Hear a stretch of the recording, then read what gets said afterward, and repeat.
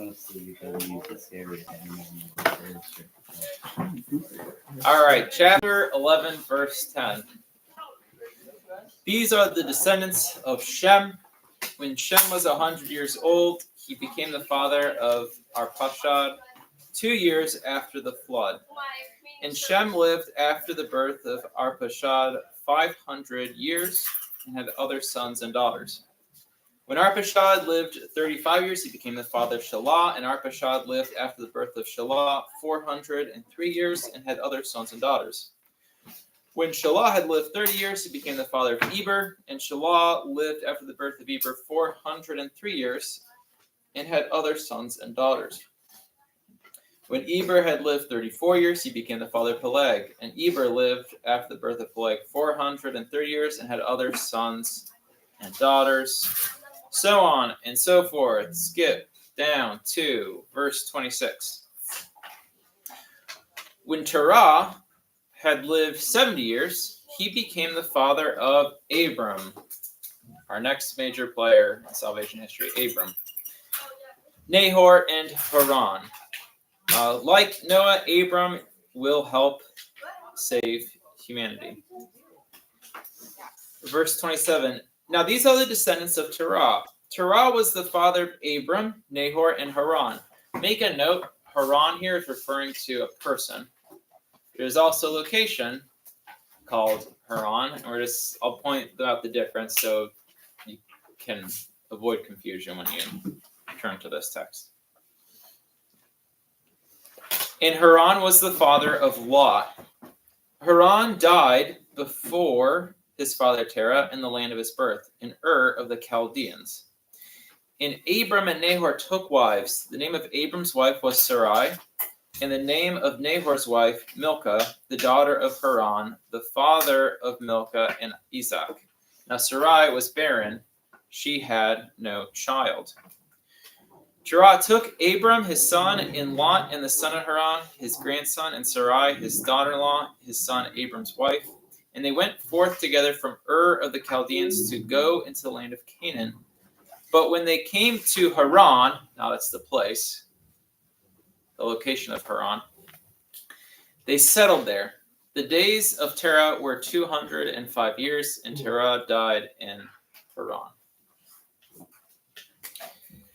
During this time, when Abram is living in Ur of the Chaldeans, they are pagans. All right, so if we're studying the context, sometime between the flood and Shem and his descendants, by the time you get to Abram, they're worshiping many gods again. And you get that reference in Joshua 24, verse 2. In Joshua 24, verse 2, Joshua makes reference to the fact that before God called Abram out of Ur and to come to the promised land, they were worshiping other gods. Yes, May. Can it also be said like the Ur of the Chaldeans? That makes you feel better, sure. Well, no, because it's in a proclamation at Easter.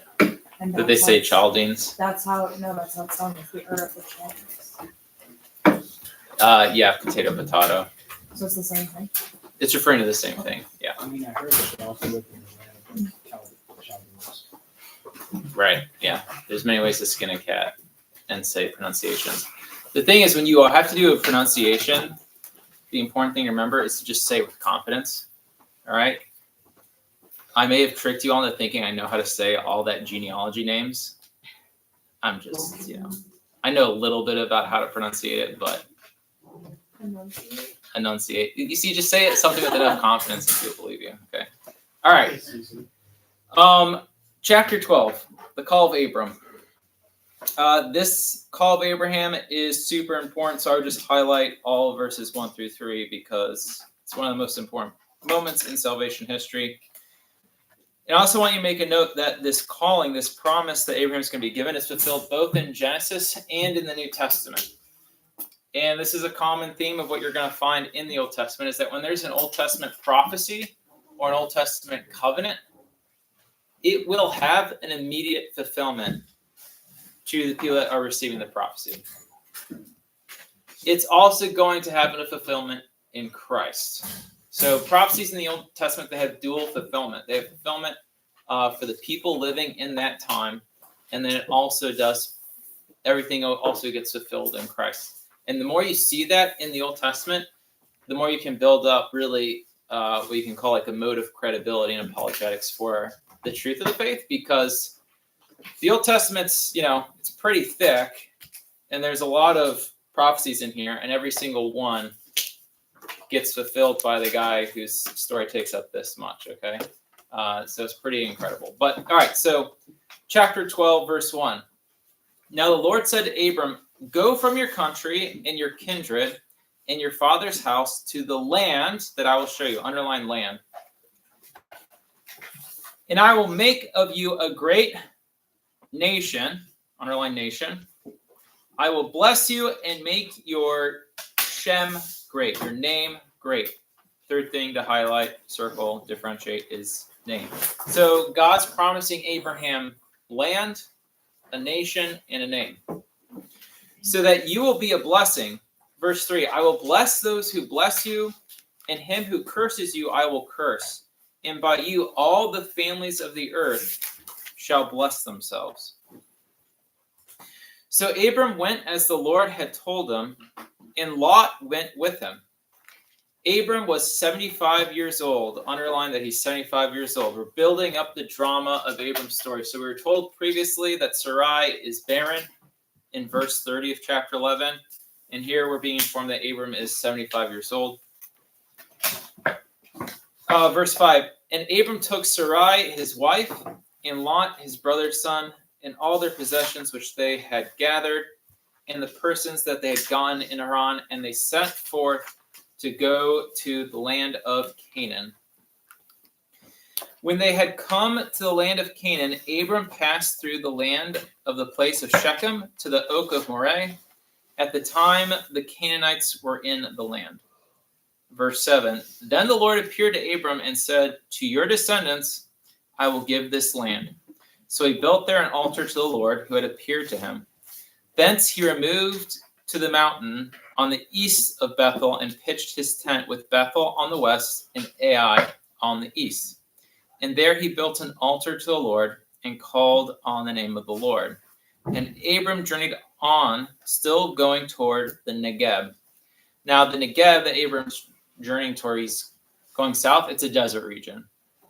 So he's traveling to the desert, and lo and behold, verse 10, now there's a famine in that land. Well, because it's geographically a desert. So yes, there would be a famine there. Yes, Asheron. So I thought when it's in the Bible when it says they're going east, it's to walk away from the Lord. Yep. So and this one it said that he went east to the mountain, that he also walked away. Yep. Yeah. So he built the altar, and then he went east of Bethel. So the altar where Abraham is going to, that's going to be the altar of God to do worship.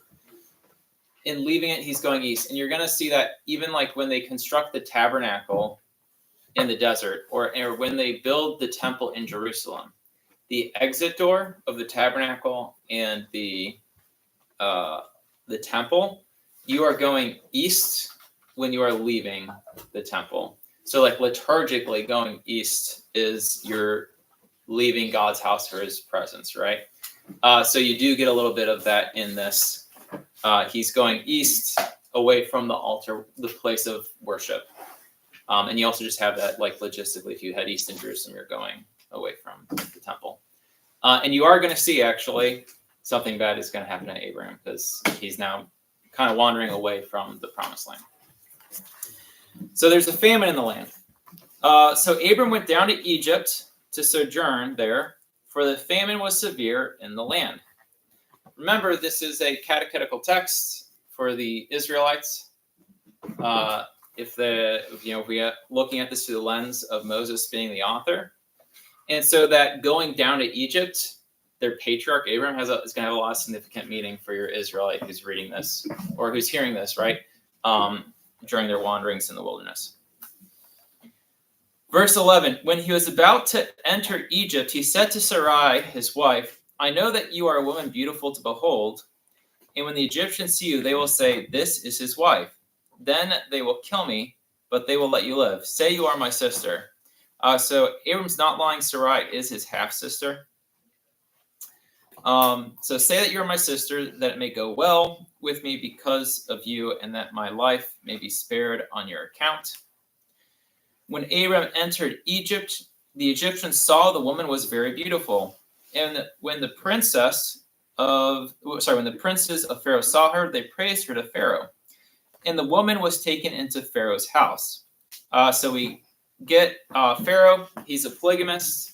And we're also going to see that he's a murderer. Okay, Abram's afraid to go to Egypt because they think they're going to kill him because Sarai is so beautiful. So the Pharaoh of this first encounter of Abram, he's a polygamist and a murderer. You continue that theme throughout Genesis. And this is also going to be prefiguring the Exodus story. You go back to Egypt, you encounter the Pharaoh, you encounter pagans, you encounter the polygamy and the murder. Because the Israelites will have a constant temptation to want to go back to Egypt, as we'll see in the Exodus story. Verse 16, and for her sake he dwelt well with Abram, and he had sheep, oxen, he-donkeys, men-servants, maidservants, she-donkeys, and camels. But the Lord afflicted Pharaoh and his house with great plagues because of Sarai, Abram's wife. So another catechetical message is that God is fighting on behalf of Abram. He's going to also take care and fight on behalf of the Israelites. Also, when the Israelites leave Egypt, they despoil the Egyptians. They take a bunch of their wealth with them into the wilderness. And same thing in Abram's travels down to Egypt. He's going down and he's going to despoil the Pharaoh because the Pharaoh gave him all these cattle, she-donkeys, he-donkeys, sheep, what have you. Men servants, maid servants, camels. And so Abram's also going to despoil the Egyptians. So verse 18. So Pharaoh called Abram and said, "What is this you have done to me? Why did you not tell me that she was your wife? Why did you say she is my sister, so that I took her for my wife? Now then, here is your wife. Take her and be gone." And Pharaoh gave men orders concerning that. They set him on the way with his wife and all that he had. Chapter 13. So Abram went up from Egypt, he and his wife, and all that they had, and Lot with him, into the Negeb. Now Abram was very rich in cattle, in silver, and in gold, and he journeyed on from the Negeb as far as Bethel, to the place where his tent had been at the beginning, between Bethel and Ai. All right, so back where he had started after building the altar to the Lord. To the place that he made an altar at the first. Okay, yeah, and then Genesis says that too. And there Abram called on the name of the Lord. Verse 5. And Lot, who went with Abram, also had flocks and herds and tents, so that the land could not support both of them dwelling together, for their possessions were so great that they could not dwell together. And there was strife between the herdsmen of Abram's cattle and the herdsmen of Lot's cattle. At that time, the Canaanites and the Perizzites dwelt in the land. Then Abram said to Lot, "Let there be no strife between you and me, and between your herdsmen and my herdsmen, for we are kinsmen. Is not the whole land before you? Separate yourself from me. If you take the left hand, then I will go to the right. Or if you take the right hand, then I will go to the left." And Lot lifted up his eyes and saw that the Jordan Valley was well watered everywhere, like the garden of the Lord, like the land of Egypt in the direction of Zoar. This was before the Lord destroyed Sodom and Gomorrah. So Lot chose for himself all the Jordan Valley, and Lot journeyed east. All right, so we get to going to the east. Lot has cut himself off from Abraham, which is a mistake. Even though Abraham's been very generous in letting him, you pick the land, you go, and we'll go our separate ways. It would have been better for Lot to recognize Abram's role, right, as the patriarch, as the one who this covenantal blessing is being passed through, and just manage his herdsmen to submit to Abraham's, right, or Abram's at this point in the story. But instead, Lot is going to go east, and we are going to have some trouble for him. Thus they separated from each other. Abram dwelt in the land of Canaan, while Lot dwelt among the cities of the valley and moved his tent as far as Sodom. Now the men of Sodom were wicked, great sinners against the Lord. Verse 14, the Lord said to Abram, after Lot had separated from him, lift up your eyes and look from the place where you are, northward, southward, east, and westward. All right, so this is, the church fathers read this as like the first sign of the cross you get in all of Scripture, and it's Abram blessing the land, blessing the promised land through his going north, south, east, west. For verse 15, for all the land which you see, I will give to you and to your descendants forever. I will make your descendants as the dust of the earth. So if one can count the dust of the earth, your descendants also can be counted. Arise, walk through the length and the breadth of the land, for I will give it to you. So Abram moved his tent and came and dwelt by the oaks of Mamre, which are at Hebron, and there he built an altar to the Lord. All right, chapter 14 details Lot's captivity and rescue. What happens is a bunch of kings go to war against each other. And in the middle of that war, Lot is kidnapped. So it just highlights the idea of don't go east, bad things happen to you when you go east. So chapter 14, verse 12, it details that in the middle of this war, they also took Lot, the son of Abram's brother, who dwelt in Sodom, and his goods, and departed. Verse 13, then one who had escaped came and told Abram the Hebrew, who was living by the oaks of Mamre, that the Amorite brother of Eshcol and Aner, who these were allies of Abram. Verse 14, when Abram heard that his kinsmen had been taken captive, he led forth his trained men born in his house, 318 of them, and went in pursuit as far as Dan. All right, so 318 men. It's a very small force. Again, the theme is that God is going to be doing the fighting on behalf of Abraham. And it's the message that the Israelites need to get through their head, that in their battles, God is the one who's going to be doing the fighting for them on their behalf. Also, Abram has men servants, maid servants. Abram has slaves. Abram just gave his slaves swords and weapons to go fight in a battle with him, and they follow him and go do it. Slavery in the ancient world is much different than like American slavery in the last 200 years. So when you read about like slaves in the Old Testament, it's a different social structure. It's a different economy. It's a different dynamic than what was happening in the United States. So just like you want to get into the head of the people living at the time in their culture to understand the story fully. You don't want to superimpose like something more recent history onto something that took place a couple thousand years ago, because you'll get muddled and understand the story. But like to show you the family dynamic of like household slaves in this era, you give them the weapons and they're going to follow you and risk life and limb going into battle. Okay, completely different than what would have happened at like, you know, if you tried that at Harper's Ferry, for example. Also, it says that Abram went in pursuit as far as Dan. I want you to circle Dan and make a note to Judges 18. Dan is the northern tip of Israel. It's a geographical marker because the tribe of Dan, their inheritance lot of the 12 tribes of Israel, was the northern boundary of the kingdom. Now, we've been looking at this text through the lens as if Moses is the author and trying to understand it through that lens.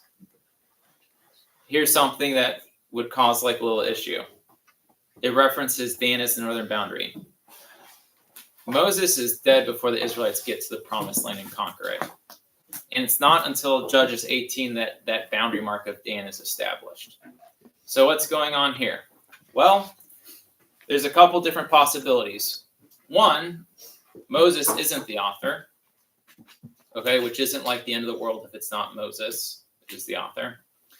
Or secondly, if this is a scribal edit. So you're going to find little instances throughout all these texts of what would be scribal edits. Remember, in order to get this book passed down through thousands and thousands of years from being an oral tradition to then, being written on scrolls, you can't just copy and paste the text and move it over. Everything is copied by hand. And very frequently, scribes, when they're making their copies, they'll have notes in the margins with little explanation notes or just pious locutions, little prayers that they might add to different passages. And this is an instance where this could be what's going on, is that the scribe who's making the transcript of Genesis, he's writing for he's making this text for his audience. And his audience, in order to understand the reference of how far Abram went, writes, they went as far as Dan. So you can understand how far Noah went to pursue Lot. All right, so breaking down an author and breaking down an ancient text is not a simple, straightforward task, right? Because there's a lot of different pieces that go into this. So Moses could still very well be the author, but we definitely have some editing going on here, if that's the case, based on this reference to Dan. Verse 15, and he divided his forces against them by night, he and his servants, and routed them. So his small force completely destroys this army of the kings, and pursued them to Hobah, north of Damascus. Verse 16, then he brought back all the goods, and also brought back his kinsman Lot with his goods, and the women and the people. Verse 17. You probably have a text preface that says Melchizedek blesses Abram. We don't know a lot about Melchizedek. He's a king who offers bread and wine, who comes out of nowhere. We don't know what his origin is. So in a couple different ways, he's already like the foreshadowing of Christ, this king who offers bread and wine. No one really knew where Jesus came from because he came from heaven, right? And so just as the Messiah came, and his origins are unknown to his own people. Same thing here with Melchizedek is just thrown into the story.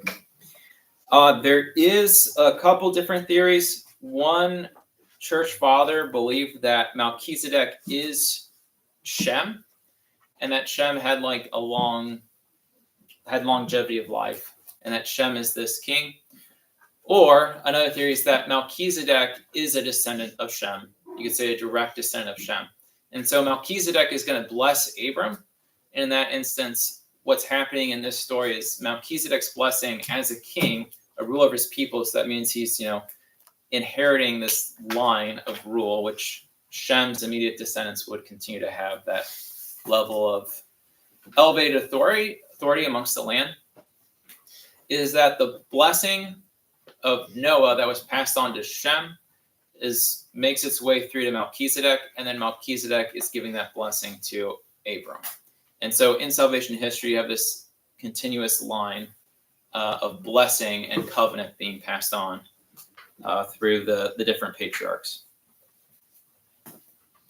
Melchizedek, his name means King of Righteousness. Another foreshadowing of, and one of Christ's titles. Yes, May. So that whole thing with getting the covenant down, could that, if that's true, could that technically be counted as the part where God says, I'll give you a name? Because I know God changes Abram's name, but then also by giving the blessing of Shem, you're giving the blessing of name.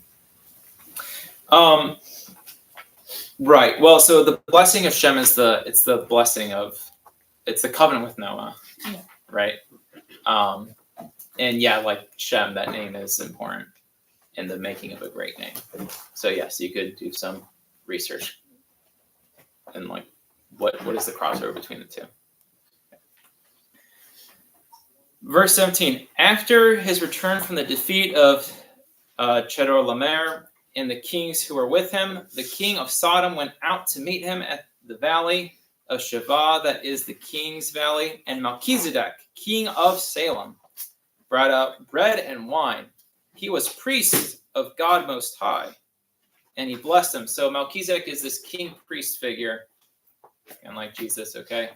And then we also know that Noah, right? He offered a sacrifice once he got off the ark, and there's been this ancient priesthood of like Adam to Abel to Seth, and it's been passed on to Noah to now it's in Melchizedek. And he's king of Salem, and he says, "Blessed be Abram by God Most High, maker of heaven and earth, and blessed be God Most High, who has delivered your enemies into your hand." I want you to make a note at verse 18, when it references Melchizedek as king of Salem. Make a note to Psalm 76. And we're going to jump ahead to Psalm 76. Yeah. Verse 18, chapter 14, verse 18. It tells you that Melchizedek is king of Salem.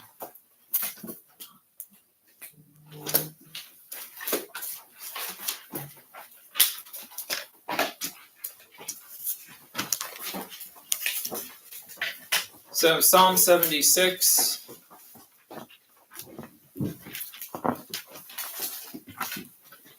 When you get to Psalm 76, I want you to make note to back to Genesis 14, verse 18.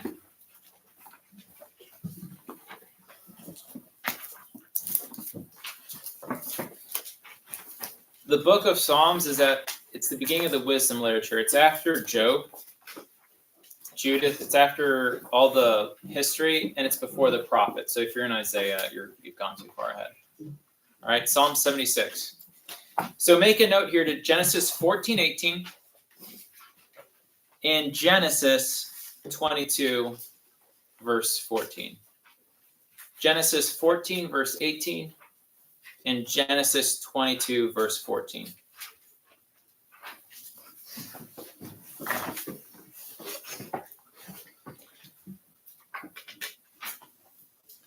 In Judah, God is known. His name is great in Israel. While we're here in the Psalms, I'm going to tell you a Hebrew poetic device. It's called synonymous parallelism. Synonymous parallelism. You want to throw that on the board for you guys? Yes. All right. It's a poetic device. You know how in English poems we like to rhyme? In Hebrew, Semitic, Aramaic poems, they like to do synonymous parallelism.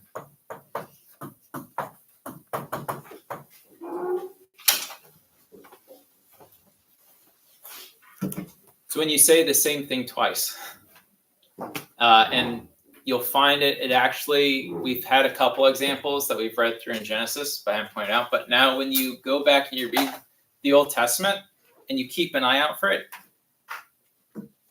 you start to realize that what you're reading is a work of poetry, because they have these repetitions, but they say it slightly differently. So in Judah, God is known.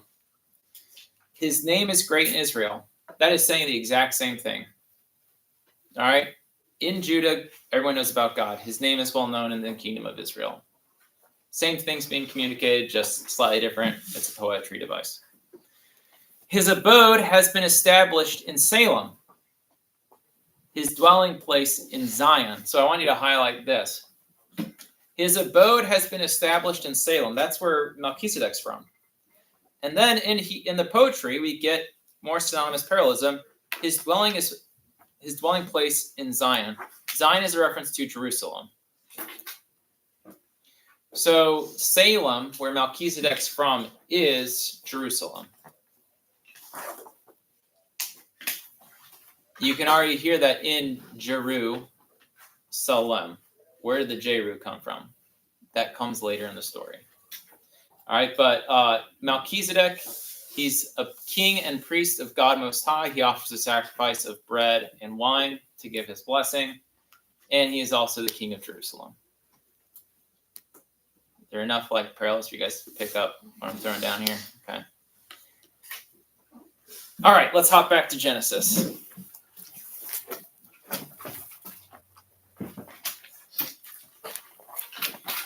So at the end of verse 20, after Abram receives this blessing from Melchizedek, Abram gave him a tenth of everything. This is where we get our notion of tithing. Tithing means you gave a tenth. All right, you can even imagine like some old English version of tenth. Probably sounded like tithe. Okay. You give a tenth of what you have to God and to the church. And this practice comes from what Abram did. He had a victory in battle, and he gave a tenth to the priest. Verse 21, and the king of Sodom said to Abram, give me the persons, but take the goods for yourselves.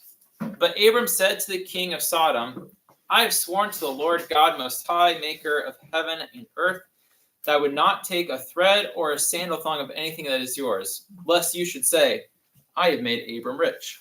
I will take nothing but what the young men have eaten and the share of the men who went with me. Let Aner, Eshcol, and Marm take their share. Chapter 15. After these things, the word of the Lord came to Abram in a vision. Fear not, Abram, I'm your shield. Your reward shall be very great. But Abram said, so what? Big deal. You kind of promised me a kid a while ago. So verse 2, but Abram said, O Lord God, what will you give me? For I continue childless. All right, he's remembering what was the original promise for like this descendant of nations. And that my descendants will be like the dust on the earth. And the heir of my house is Eliezer of Damascus. Eliezer is one of his men servants, one of his slaves. So because Abraham has no kids, it's basically everything he owns is going to go to his top servant, the steward of his house. Verse 3, and Abram said, behold, you have given me no offspring, and a slave born in my house will be my heir. And behold, the word of the Lord came to him, this man shall not be your heir. Your own son shall be your heir. And he brought him outside and said, look toward heaven and number the stars, if you are able to number them. Now, we're going to follow this narration very closely, because when you see art of this moment, it's like cartoonish Abraham is standing next to like someone who kind of looks like he could be Jesus. And they're looking up at the sky and they see all these stars. What I want you to think is that this is probably taking place during the daytime. So God takes Abram out of his tent. And he says, look at the stars in the heaven. Can you number them? So will your descendants be. Do you guys see any stars? Okay. Do you know that there's stars up there, though? All right. So Abram's being required to make an act of faith here in this instance. All right. You can't see them, Abram, but you know they're there. I'm telling you, your descendants will be as multiple as the stars in the sky. So shall your descendants be. Verse 6. And Abram believed the Lord, and he reckoned it to him as righteousness. This verse 6 is very, very important when we get to the New Testament, because there's two things you got to be aware of. This is before Abraham is circumcised.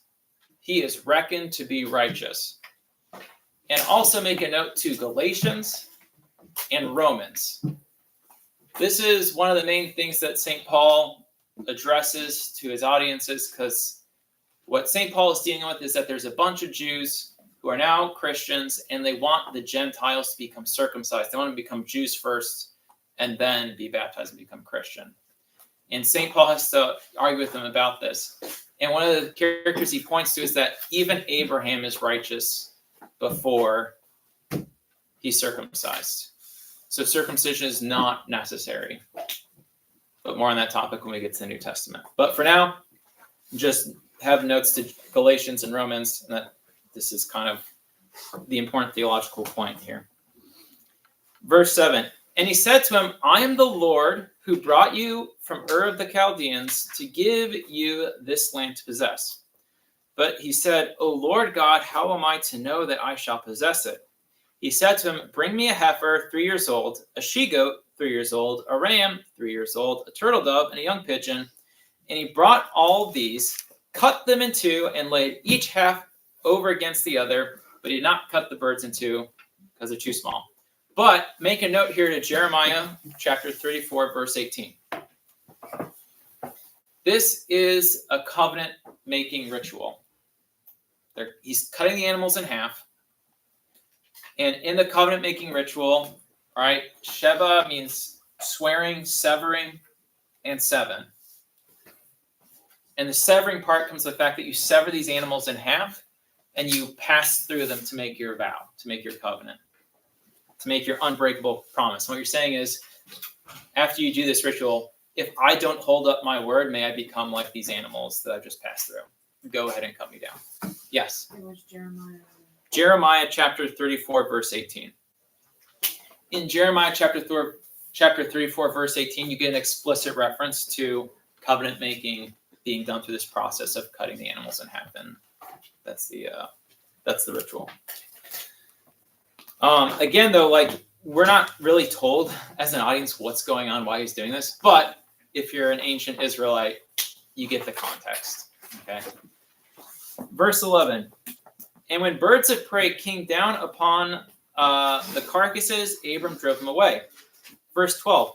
As the sun was going down, okay, so here's why you're following the timeline. It's during the day. He's told to make to look at the stars in the sky. And now we get reference, now the sun is going down. Now it's the end of the day. A deep sleep fell on Abram, and behold, a dread and great darkness fell upon him. Then the Lord said to Abram, know of a surety that your descendants will be sojourners in a land that is not theirs, and will be slaves there, and they will be oppressed for 400 years. But I will bring judgment on the nation which they serve, and afterward they shall come out with great possessions.